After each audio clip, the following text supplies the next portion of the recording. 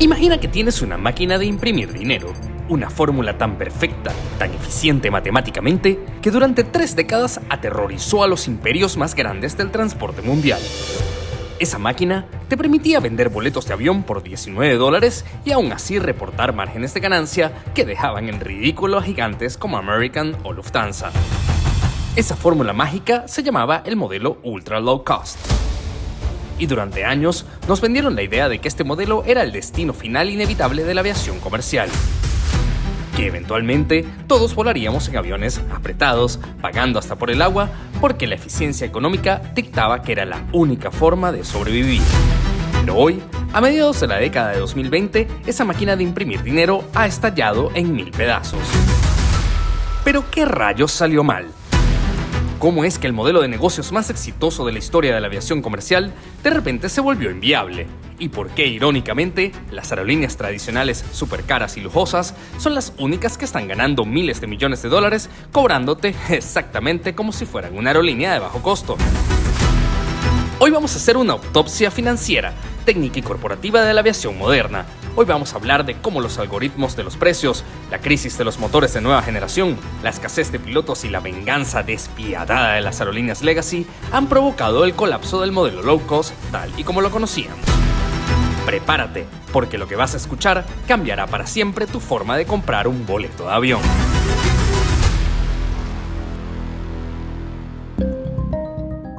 Para entender la muerte del modelo, tenemos que mirar al mercado más grande y desregulado del mundo de la aviación, Estados Unidos, y la víctima principal, que es Spirit Airlines. Durante la última década, Spirit fue la aerolínea más odiada, pero también la más utilizada de Norteamérica.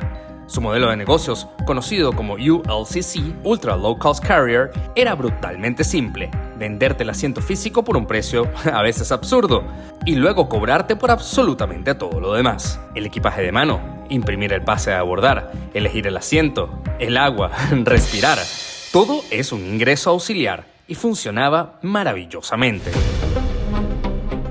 Pero el colapso de Spirit no ocurrió de la noche a la mañana. Fue una tormenta perfecta compuesta por, digamos, 3 huracanes mortales. El primer huracán fue un desastre de ingeniería que nadie vio venir. El modelo de bajo costo depende de una regla inquebrantable: los aviones tienen que estar en el aire. Un avión en tierra es un pedazo de metal de $100 millones que quema efectivo por segundo. Spirit, buscando la máxima eficiencia de combustible, apostó todo a la familia Airbus A320neo, equipados con los revolucionarios motores Pratt & Whitney GTF.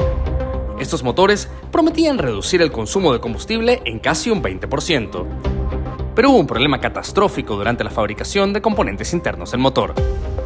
De repente, Spirit se encontró con decenas de aviones de su flota completamente nuevos estacionados en el desierto, sin motores e inoperables. Y aquí está uno de los detalles que muy pocas personas conocen. Aunque el avión no vuele, la aerolínea sigue pagando el leasing, el arrendamiento mensual. Este arrendamiento puede costar hasta $350,000 mensuales por avión. Spirit estaba sangrando millones de dólares por aviones que no podían generar ni un centavo en ingresos. El modelo de ultra bajo costo no tiene la liquidez financiera para soportar una flota paralizada. Su margen de error es 0. El segundo huracán fue la inflación y el mercado laboral post-pandemia. Históricamente, las aerolíneas de bajo costo mantenían sus precios bajos pagando salarios significativamente menores a sus pilotos y tripulantes de cabina en comparación con gigantes como Delta o United. Eran aerolíneas, digamos, de trampolín. Un piloto empezaba en una regional, pasaba a Spirit para acumular horas en un Airbus y luego saltaba a una gran aerolínea Legacy para hacer carrera. Pero tras la pandemia hubo una escasez global de pilotos sin precedentes. Para evitar que Delta, United y American les robaran todos sus comandantes, las aerolíneas de bajo costo como Spirit y Frontier tuvieron que subir los salarios de manera drástica. En algunos casos, los sueldos de los pilotos aumentaron hasta un 40% de un año para otro. Y aquí entra una métrica vital que tienes que entender si quieres entender de la aviación. El CASM, Cost per Available Seat Mile, o costo por asiento milla disponible. Esta es la verdadera Biblia financiera de una aerolínea.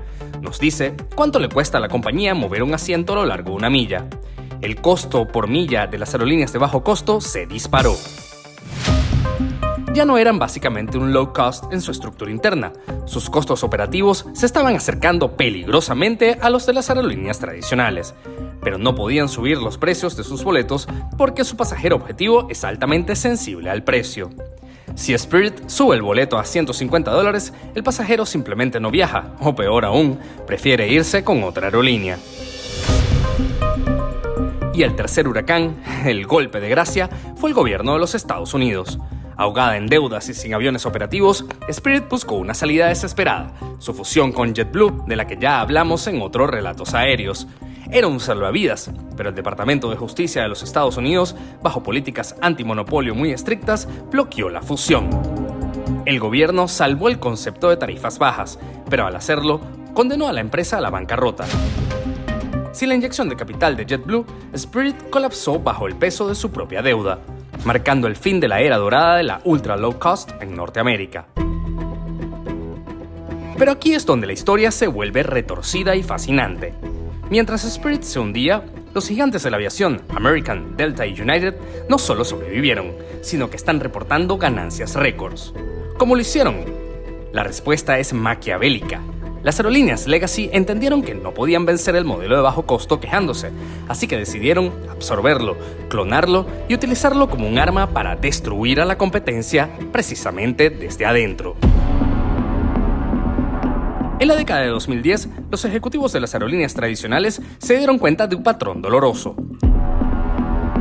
Sus aviones volaban llenos en clase ejecutiva y primera clase, pero la clase económica estaba perdiendo pasajeros que preferían la tarifa barata Spirit o Frontier. La solución que encontraron cambió a la industria para siempre: la invención de la Basic Economy o económica básica. Las aerolíneas tradicionales segmentaron su producto. En lugar de crear aerolíneas filiales de bajo costo que terminaban fracasando, como Song o TED en el pasado, convirtieron las últimas 15 filas de sus aviones actuales en una zona de ultra bajo costo. Cuando hoy entras a buscar un vuelo en Delta o American, el primer precio que ves es la Basic Economy. Ese precio es un algoritmo diseñado para igualar o incluso superar por un par de dólares el precio de Spirit o de Frontier en la misma ruta. Pero mira la genialidad de esta trampa. La Basic Economy no te permite llevar equipaje de mano, no te deja elegir asiento, eres el último en abordar y no puedes hacer cambios ni cancelaciones. Básicamente, te están ofreciendo exactamente el mismo producto restrictivo de una low cost, pero con el logo de una aerolínea tradicional. El pasajero promedio, al ver que el vuelo de Spirit costaba $49 y el de Delta en Basic Economy $55, casi siempre elige Delta. Piensa, por $6 más, viajo en una aerolínea de verdad. Lo que el pasajero no sabe es que a Delta no le importa ganar dinero con ese boleto de $55. Esas últimas filas de Basic Economy son un loss leader, un producto gancho. Su único propósito es robarle ese pasajero a la aerolínea de bajo costo para así asfixiarla y sacarla del mercado. Porque Delta, a diferencia de Spirit, no depende de ese boleto barato para sobrevivir. Delta hace su dinero real de 3 fuentes que una aerolínea de bajo costo jamás podrá tener: las cabinas premium, las conexiones y los programas de viajero frecuente. Y es que el ejecutivo, el millonario y las grandes empresas pagan tarifas de $2,000, $5,000 hasta $10,000, subvencionando prácticamente los boletos baratos de la parte de atrás del avión. Un viajero corporativo paga las cuentas del vuelo completo. Su segunda fuente, la red de conexiones globales. Las Legacy Carriers te pueden llevar desde un pueblo en Ohio hasta Tokio, mientras que las low cost solo hacen vuelos punto a punto. Y la tercera fuente, la más importante y el secreto mejor guardado de la aviación, que seguramente no conoces: las tarjetas de crédito y los programas de viajero frecuente. Y es que las aerolíneas tradicionales de Estados Unidos ya no son solo empresas de transporte, en realidad son básicamente una especie de banco disfrazado de avión. Delta Airlines tiene un acuerdo multimillonario con American Express. Delta le vende millas a American Express por miles de millones de dólares y American Express se las da a sus clientes como recompensas. En un año promedio, el programa de lealtad Sky Miles le genera a Delta más dinero neto que la venta de boletos de pasajeros. Las aerolíneas de bajo costo no tienen programas de lealtad suficientemente atractivos para generar miles de millones en alianzas bancarias. Entonces, la guerra estaba arreglada desde el principio.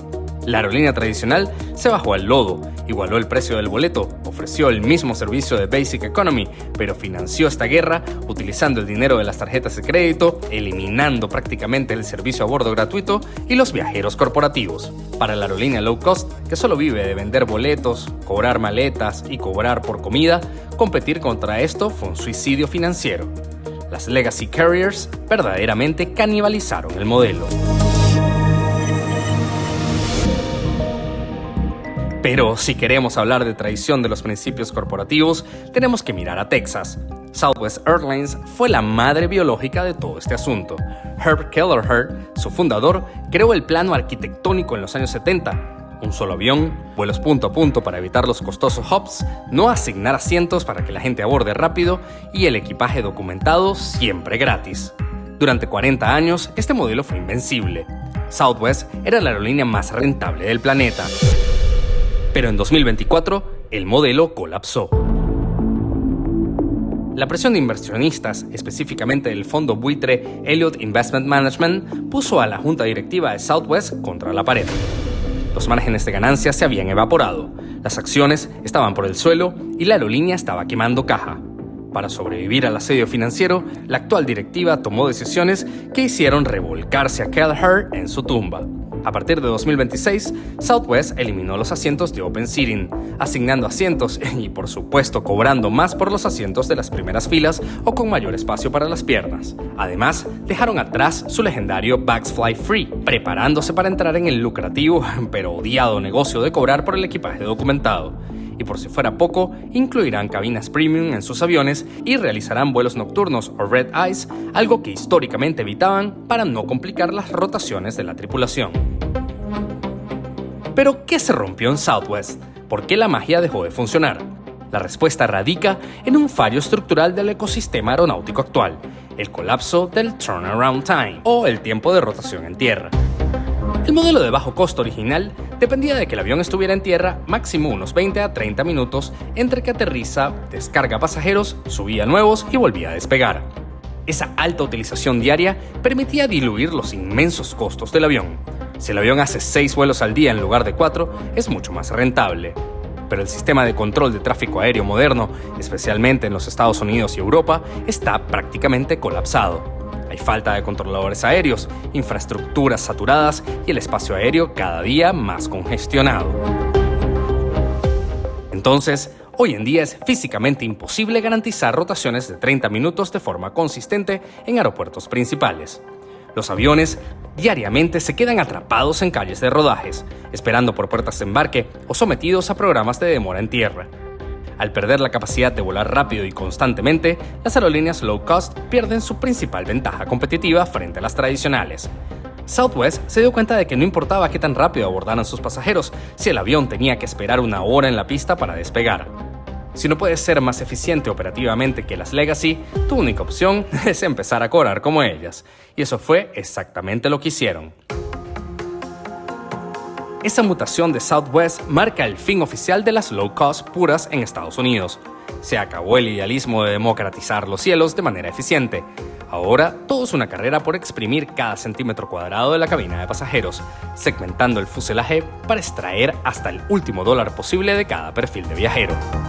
Hasta ahora hemos hablado del mercado norteamericano, pero la metástasis de este modelo ha golpeado a Latinoamérica con una crueldad muy particular. En nuestra región, el modelo low cost llegó más tarde, en la década de 2010, como un mesías prometiendo conectar continentes enteros, ignorando las costosas infraestructuras. Marcas como Viva Air en Colombia, Ultra Air, Flybondi en Argentina, Sky y JetSmart irrumpieron vendiendo boletos a precios que hacían llorar a LATAM o a Avianca. Pero el modelo europeo y norteamericano, sumado a todo lo que ya hemos hablado, tiene un talón de Aquiles aún mayor en Sudamérica: la macroeconomía y la soberanía monetaria. Y es que para operar una aerolínea de bajo costo necesitas decenas de aviones nuevos para que el costo por asiento sea bajo. Ninguna aerolínea latinoamericana tiene aviones propios, básicamente son todos arrendados. Esos contratos de leasing están tasados estrictamente en dólares estadounidenses. El seguro de las aeronaves, las piezas de repuesto y sobre todo el combustible de aviación Jet A1 se trazan en los mercados internacionales en dólares. Aproximadamente el 60 o 70% de los costos operativos fijos de una aerolínea en Latinoamérica están atados al dólar. Entonces, ¿cuál es la trampa? Que los ingresos, lamentablemente, están en pesos colombianos, pesos chilenos, pesos argentinos, reales brasileños. Cuando una aerolínea vende un boleto low cost en Bogotá a 100.000 pesos colombianos, está asumiendo un riesgo cambiario brutal. Si en 3 meses ocurre una crisis política, una caída del precio del petróleo o una subida de las tasas de interés de la Reserva Federal, la moneda local se devalúa. De un día para otro, esos 100.000 pesos valen un 30% menos en dólares, pero la aerolínea le sigue debiendo exactamente la misma cantidad de dólares al arrendador en Irlanda. Este desfase cambiario fue el verdadero asesino silencioso de Viva Air y Ultra Air en Colombia. No fue solo la competencia, fue que sus costos operativos en moneda dura se multiplicaron, mientras sus ingresos, cobrando tarifas de bajo costo, no alcanzaban ni para pagar el mantenimiento. Avianca y LATAM sobrevivieron a este infierno por la misma razón que sobrevivieron Delta y American en el norte. Tenían el tamaño suficiente para acogerse al capítulo 11 en Nueva York, reestructurar miles de millones de dólares en deuda, eliminar rutas no rentables y, lo más importante, tenían ingresos diversificados en dólares gracias a sus redes internacionales. ¿Y qué hicieron Avianca y LATAM al ver el cadáver de las low cost en la región? Exactamente la misma jugada maquiavélica de la Basic Economy. LATAM y Avianca densificaron sus aviones, metieron más asientos, eliminando espacio para las piernas, quitaron las pantallas de entretenimiento y comenzaron a cobrar por el equipaje de mano e inclusive la comida a bordo. Avianca, de hecho, modificó radicalmente su modelo histórico para volverse virtualmente una aerolínea de bajo costo en el interior del avión, pero manteniendo su marca, sus salas VIP y sus alianzas globales para el viajero de negocios. La aerolínea tradicional latinoamericana mató a las low cost adoptando básicamente su modelo, pero blindándolo con protección financiera internacional. Estamos entrando en una era oscura pero fascinante para la industria comercial. Lo que estamos presenciando no es la muerte del low cost, es su verdadera victoria absoluta y parasitaria sobre el confort. El modelo de low cost fracasó como empresa independiente, pero triunfó como filosofía financiera al infectar a toda la industria. Hoy, todas las aerolíneas del mundo, desde British Airways hasta Avianca, operan con la mentalidad de una aerolínea de bajo costo. El gran perdedor de esta guerra comercial ha sido el pasajero. El sueño de Herbert Kelleher, la idea romántica de que volar debía ser como tomar un autobús de lujo, murió frente a la hoja de cálculo de los analistas de Wall Street. El boleto de $10, esa herramienta mágica que permitía a familias enteras conocer el mar o reencontrarse, está desapareciendo. Entonces, ¿dónde nos deja esto? El mercado global se está consolidando en un oligopolio. En Estados Unidos, 4 aerolíneas controlan casi el 80% del mercado. En Europa, los grandes grupos como IAG, Lufthansa, Air France KLM están comprando aerolíneas menores como ITA Airways o TAP Portugal para eliminar la competencia. En Latinoamérica, las fusiones, alianzas y quiebras nos han dejado con menos opciones para elegir.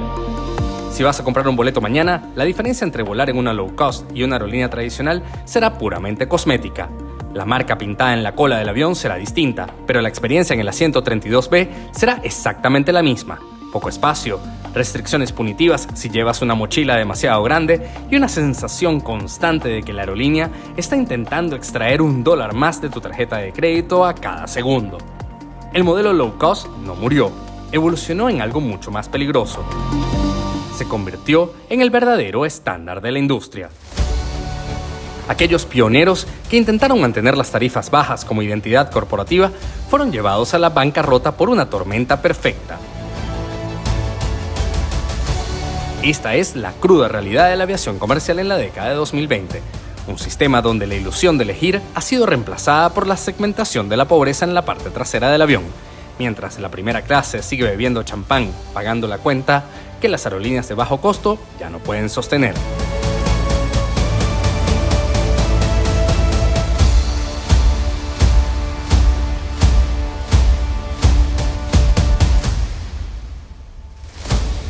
Cuéntanos, ¿qué crees del modelo low cost?